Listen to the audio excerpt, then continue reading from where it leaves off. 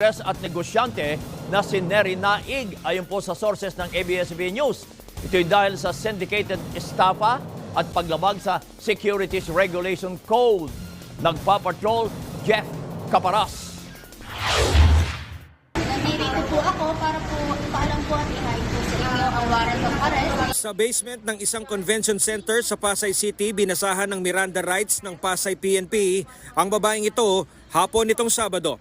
Ayon sa ulat ng Southern Police District, inaresto ang 41 anyos na aktres at negosyante na si alias Erin sa bisa ng warrant of arrest dahil sa paglabag sa Securities Regulation Code at syndicated estafa. Ayon naman sa mga source ng ABS-CBN News, ang nadakip ay ang aktres at negosyante na si Neri Naig o Neriza Miranda. Kayo rin po ay may karapatan sa abogado. Yung isa niyang kaso, yung Section 28 ng RA 8799,